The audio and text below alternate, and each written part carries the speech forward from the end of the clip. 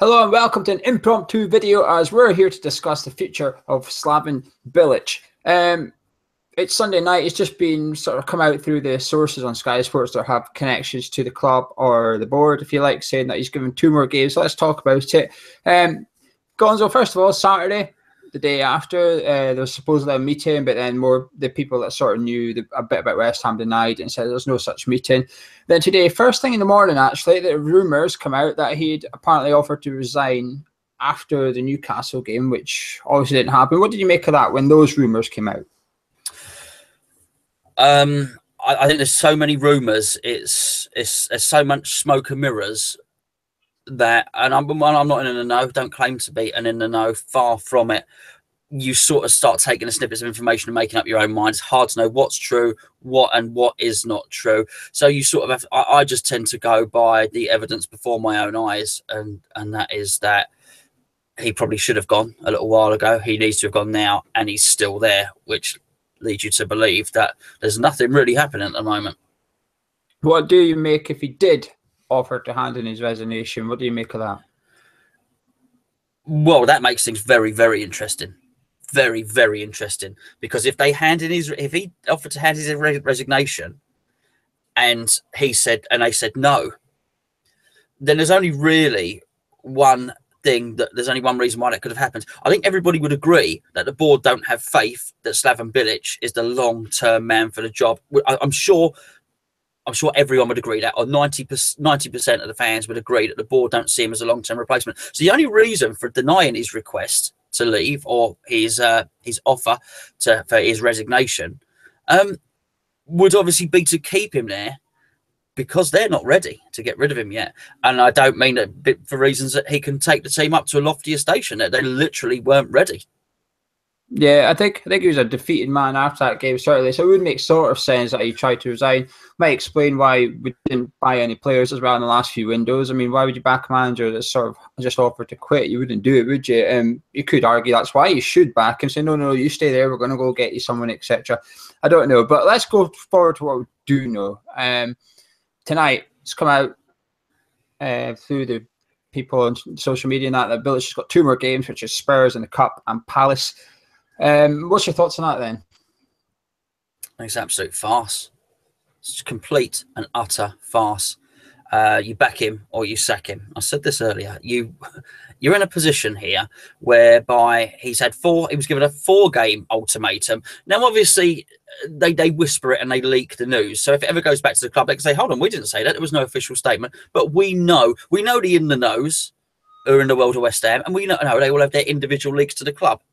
Links to the, so we know they get the information. So you can say it was the unofficial, if you like, 4-game ultimatum. So he stumbled across the line with that one. Tick 1. We rally, he finds a formation, then it gets sussed out. We go on another little bad run after being on a good run. And then Sullivan goes on television on the game with what's his name, with Gary Neville. And he turns around and said, now our manager is here with us until the end of the season. He deserves the opportunity to take us to the end of the season. He signed a 3-year contract, blah, blah, blah, blah, blah. And now we hear he's got 2 more games. It's totally unprofessional. It's like a drunk stumbling to find a bus stop. They're stumbling from one ultimatum to another. We'll keep him, we'll let him go. We'll keep him, we'll let him go. And you made a very, very interesting point, which made me think when you said that that maybe they should have backed the manager and said, oh, look, here's a transfer kitty. Imagine this, if at the point where they've turned around and they've said, Slav, we don't accept your resignation, what conversation then happened? Because if you were running a company, and whatever company you were running, okay, and someone came up to you and said, look, I'm just disenchanted, I can't do the job, I want to leave. There's 2 ways you can handle it. And that's if you're going to keep them. You can say, no, I don't want you to leave. But listen, mate, let's work through the reasons why you want to leave. I know you can do the job. You are the man for the job. You're my man. Honestly, I've got faith in you. That's why I employed you. I want it to work for you. What can I do to make your job easier? We want you here. You basically make him feel loved. Do you reckon that happened? I don't. I reckon I would imagine we've seen how the email exchanges go and all the rest of it. I would imagine he offered to resign, and I would imagine he possibly got a cold response as well. So he's a man stuck in limbo. He's probably tried to resign. He probably feels unloved. Don't get me wrong. I'm not making he's gone. He's a busted flush. He can't motivate and blah blah blah. He's got no tactics. He can't pull it round. But he's a dead man walking. He's a dead because he's not walking. He's a dead man stranded. Yeah, it's just I'm not even surprised. I mean, I'm partly angry because there's polls out on social media this weekend, obviously, and 90% of fans want Bilic and the board gone. That's how toxic this place has got now. Nobody before it was sort of we want the board gone, we want Bilic to stay. Now we just want the whole bloody lot of them gone completely. That's how toxic it's got. I mean, I'm not surprised, but at the same time, it's just. How can he go forward from here? We all know what's going to happen. We'll probably beat Spurs. They'll probably beat the second string Spurs team with we'll have our new team out who'll be highly motivated because their shirts up for grabs. Probably beat them, probably get a point away to Palace and sort of, done, sorted, he survives. Then we'll get thrashed by Liverpool. Then it'll be a case of, he's got another 3 games. And this is just going to keep on going and keep on going. 9 games in and they've already written the season off, basically, the board. They've thought, we'll just keep going until May and then we'll try and get someone in. It's all about trying to save a little bit of cash. And it's all about, I think, the fact that no manager wants to come and work for them anymore. I think it's got to the point that a lot of managers are going, I'm not touching that. You're okay like that. I mean, there's managers out there that don't have a job that could do till the end of the season. We'll come up and mention 1 or 2 names in a minute. But even they're like, no, thank you. I don't fancy that. You can keep what you've got there. It's sort of been snowballing. All this negative PR, all this crap they've had to put up with the board has been snowballing, and the snowball's got so big that no manager wants to try and push it back up the hill a little bit. They all think, no, that's all right. That's position. It's a poison chalice in a way. It's turning into what the England job is a little bit. All the top managers look at it and don't really fancy that. But I just don't see how he can survive. It's almost like your dog's 14 years old and he can barely move anymore, and you have to carry him out when he needs the toilet outside. But you should just go put it down, but you don't want to because he's your pet and you love him a little bit, but he's suffering. Everyone's suffering. No one's winning from this situation. And I don't get what the aim is here, what the plan is. I don't see what they're hoping. Are they suddenly hoping everything clicks and we end up finishing 8th in the season? I don't get it. I just don't get the vision of the board here. I'm struggling to understand why they've given them this 2 games. I don't get it. Well, I think they're playing a game of roulette, actually. I really do. I think you're absolutely right about approaching names. Here's what I think has happened, is my take on everything. I think they want to sack him. I think they wanted to sack him before. I think they put the feelers out. I think everybody said no. I really do think everybody said no. And at that point, they thought, okay, well, we can't get anyone. So that's why they keep on moving the goalposts. 4 more games, 2 more games, and all the rest of it. I don't know what they're hoping for. But as you say, other people will look at the way the owners deal with the press. They'll look at the fact that we are a laughing stock. I mean, on my Twitter feed, Paddy Power taking a mickey out of us, and Sky Sports reporters taking a mickey out of us. Carragher's taking it. We are a laughing stock at the moment. They look at the situation with the stadium. They would look at all that and they think, actually, I don't really fancy going there. Okay. You look at someone like Silva, who would be my choice. You have to say he is better off at Watford. He gets a bit of a transfer budget. The club seems to be well run. Their fans turn up. It's all fine. I wouldn't leave Watford for West Ham if I was a neutral. And in the situation they're in, of course I wouldn't. Now, what I think has happened is they cannot get anyone in. So here's the dangerous thing. I think they think they're going to stumble towards the end of the season. I don't think that they think it's going to get better and they'll get to 8th. But I think they're pretty certain of mid-table. They play a dangerous game. They got a free pass. They got a get-out-of-jail free card when they did it with Avram Grant. Make no mistake about it. And I hope someone from the club is actually watching this, because I mean somebody higher up that can make a decision here, because I don't think they get a second chance. If this board, through inactivity and lack of action, do not replace Slaven Bilic and we get relegated, there is no second chance. Because I'll tell you that they would not even be able to walk back into that ground. That's how bad it is. People are already, you see it everywhere. People are talking about Upton Park again now. People haven't talked about Upton Park for a little while. Now they're back talking about Upton Park. And I'll tell you something else as well. The way it's carrying on, we've got 35,000 fans. The ones that take up to 57, they're obviously, a lot of them did support West Ham before, don't get me wrong. But if this keeps on happening and they leave Bilic in limbo and we keep getting thumped and all the rest of it, what they'll start getting is 35,000 fans in that stadium. And it will just go on. And I'm not saying West Ham fans will desert it, but we'll go back to the sort of numbers we had at Upton Park. The people that were sort of loyal and went for years and years and years. And I think they're playing a very, very dangerous game, and they are gambling. They are gambling. A demotivated Bilic who knows he's unloved is going to keep us up. I think they're playing a money-saving game as well. I think to get rid of Bilic and his backroom staff, you're going to leave a huge hole. It's going to cost a lot of money short term to fill that hole, get all the staff in as well as a new manager. I think they spent the last 48 hours getting in touch probably with Allardyce, with people of his ilk, like Gus Hiddink and other managers that's out of jobs at the minute saying, do you fancy until the end of the season? I think they've all said no. I think they've probably got people in mind for May, but they can't get him in until now because they're at a club and they're going to have to pay massive compensation and they don't fancy doing that. So they're trying to get someone in to see us through. And like you said, I think it's just going to be a case of let's just hope Bilic doesn't take us down. They're probably confident he can. But where do we go from here then, Gonzo? He's here for the next 2 games. What do we do? Do we support him and hope that bloody hell, just hope the hell that he can turn it around or what? Well, there's no point. There's no point doing anything other than supporting.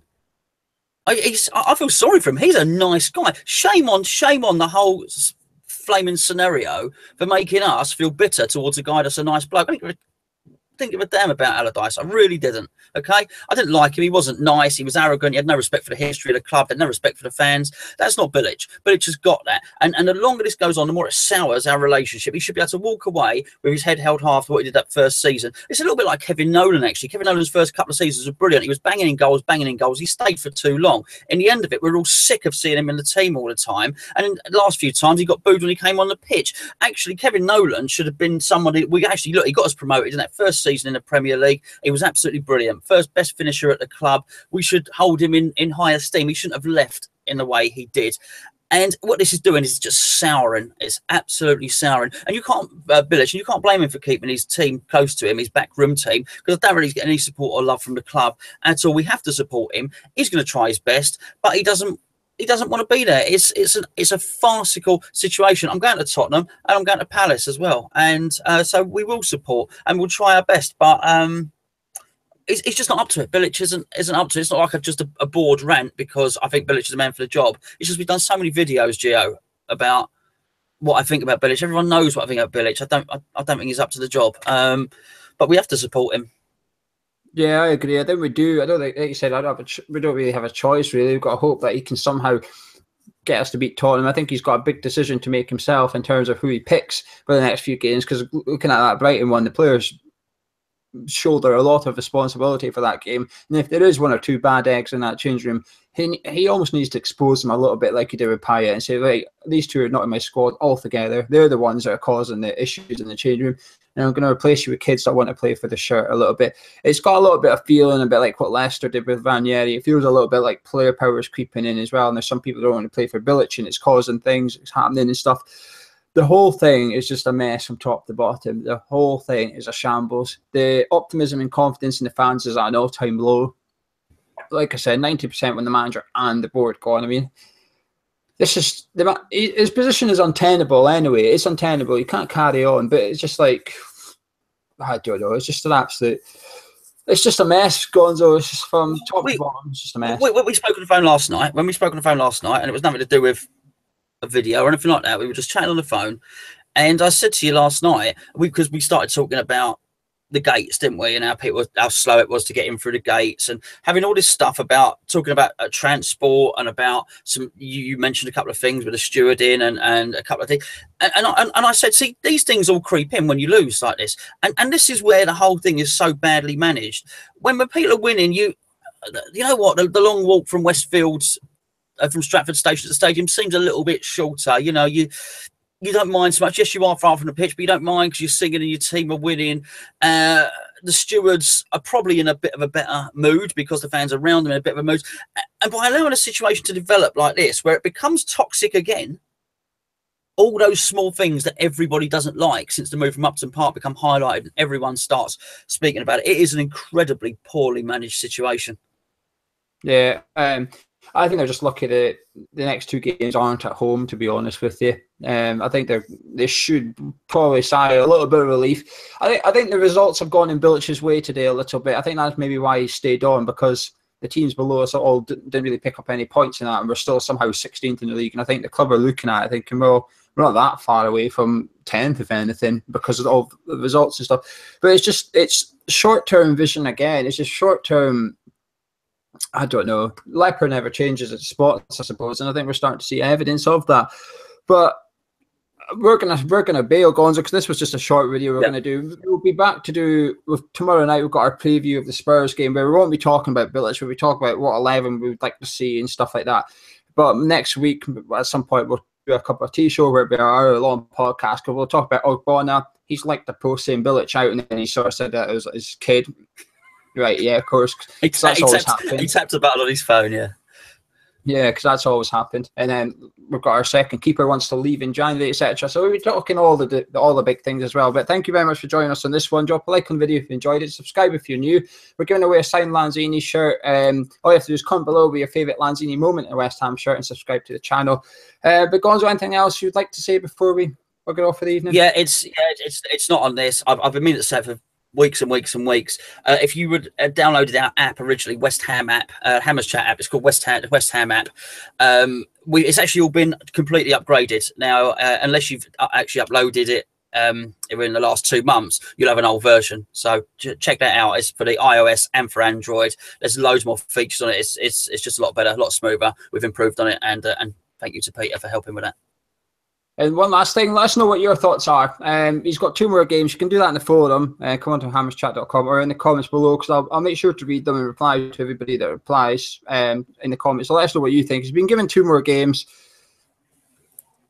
I don't think many people agree with that decision, but you can put your thoughts anyway. But that's been Gonzo. I've been Geo, been Hammers Chat, and we'll see you tomorrow night.